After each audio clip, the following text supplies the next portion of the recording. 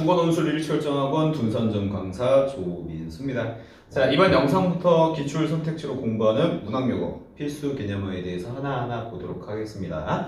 자, 1번하고 2번 같은 경우에는 앞에서 보셨을 거고 3번부터 3, 6, 9 이런 식으로 저랑 보게 될 텐데, 세 번째 역설과 반어에 대해서 먼저 진행을 해보도록 하겠습니다. 먼저 역설 같은 경우에는 뜻부터 보면 거스를 역의 말쓴 설자예요. 즉 말을 거스르다야, 말의 논리를 거스르다는 얘기입니다. 즉 말도 안 되는 말들이 역설법이에요. 말이 성립할 수가 없는 친구들이 역설법이고, 그 다음에 그 안에서 표현 방법에서 이게 뭔 소리야?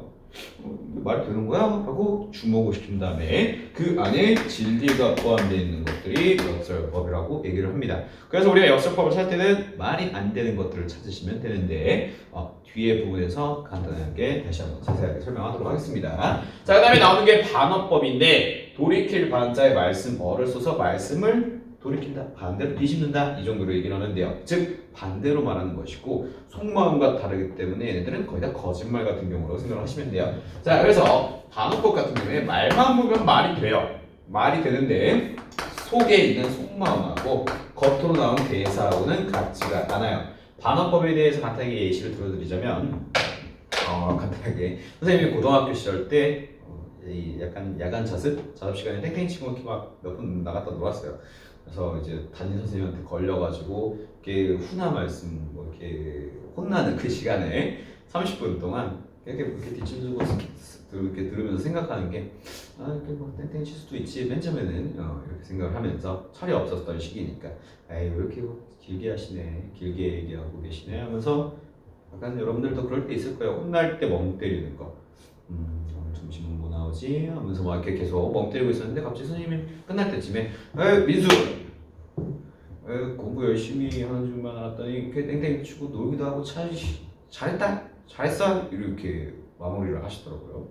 그래서 나 딴에는 이거 넘어갔구나. 내가 생각하기에는 이 선생님이 정말 깨어있으신 분이구나. 놀 땐 놀고 공부할 땐 공부하라고 이렇게 격려해 주시는구나 라고 생각을 해버린 거야. 그냥 잘했다에만 포커스를 두고서.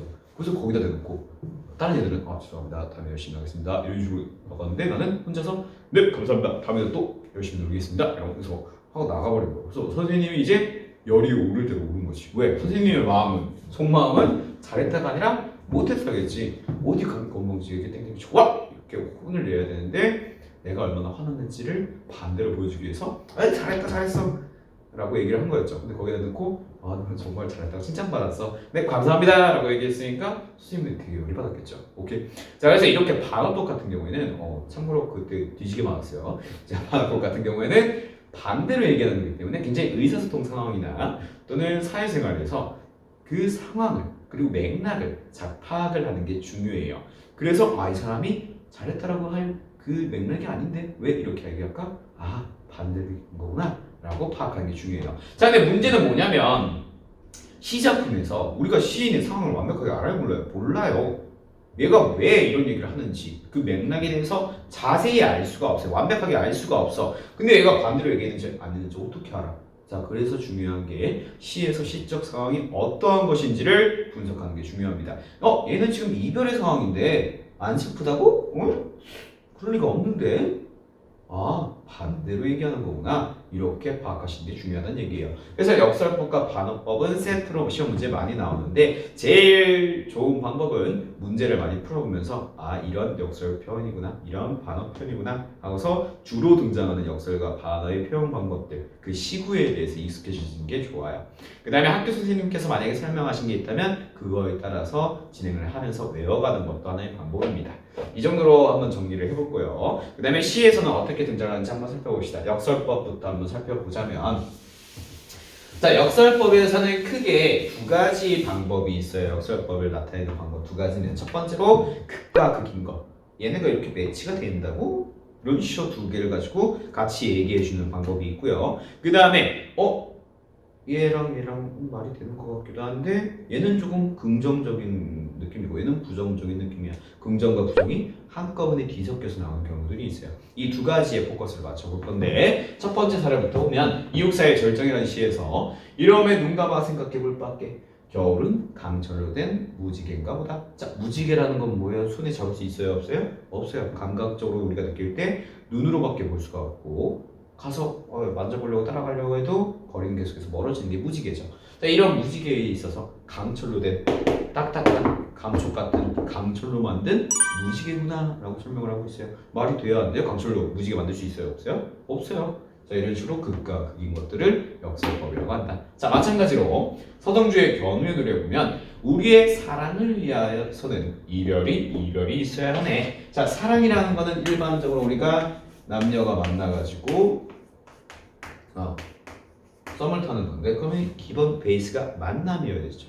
만남을 통해서 사랑을 해야 되는데 이별이 있어야 되는데 말이 돼야 안 돼요?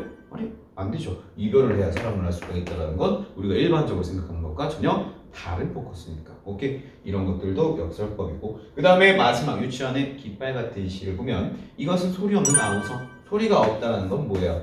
무음이잖아. 소리가 일체 없는 정적, 고요함인데 아우성이라는 건 뭐야? 아우성은 사람들이 막 이렇게 복잡복잡해서 시끌시끌 복잡복잡한 게 아우성이죠. 자, 말이 돼야 돼요. 소리가 없는 시끌시끌 안 되죠. 자, 이런 식으로 극과 극의 잘못된 핀트가 만났을 때 역설법이라고 합니다. 이것 외에도 말이 그렇게 되는 건가 안 되는 건가 긴가민가 할 때 살펴보면 찬란한 슬픔의 봄을 아무 생각 없이 읽으면 그냥 봄이 찬란하고 슬프구나 하고 넘어갈 수가 있는데 자, 이런 단어들에서는 찬란하다는 건 우리가 기본적으로 생각할 때 긍정이에요? 부정이에요? 긍정이에요. 그 다음에 슬픔이란 거예요. 부정에 가깝죠. 자, 찬란하고 슬픈 게 봄을 보여주고 있어. 긍정과 부정이 동시에 이루어졌으니까 매치가 안 된다라고 보는 거예요. 그래서 이것도 마찬가지 역설법 중에 하나이다. 그 다음에 외로운 황홀한 심사 이연이 외롭다는 건 이것도 긍정적인 게 아니라 부정적인 느낌이죠. 황홀하다는 건 긍정적인 느낌인데 두 개가 같이 심사를 꾸며주고 있으니까 긍정과 부정이 합쳐졌으니까 이것도 말이 안 돼. 역설법이다. 그 다음에 두 볼에 흐르는 빛이 정작으로 고와서 서러워라. 고와서 서러워라. 고와서 서러워라. 곱다. 긍정의 이미지. 서러워라. 부정의 이미지. 이런 식으로 봤을 때 말이 안 되는구나 라고 생각하는 게 역설법이라는 얘기입니다.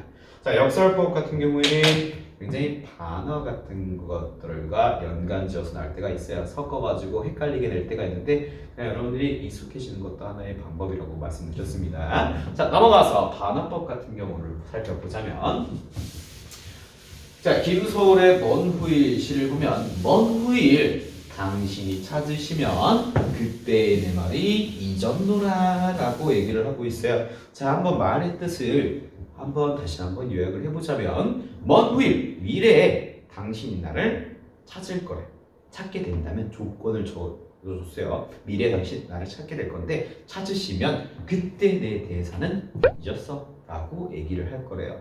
자, 그럼 보면 미래에 당신이 나를 찾는다라는 거는 지금 미래 상황에서는 나와 당신이 분리되어 있다는 거죠. 같이 만나 있는 상황이 아니라 이별해 있다는 상황이 되겠죠. 근데 내가 지금 이 당신에 대해서 생각을 한다는 건 뭐예요? 당신에 대해서 그리워한다는 거겠죠. 생각하고 그리워하고 있는데 미래에 얘가 나한테 와서 얘기를 할 때 나는 그때 잊었어라고 얘기할 거야. 말은 되는데 뭐예요?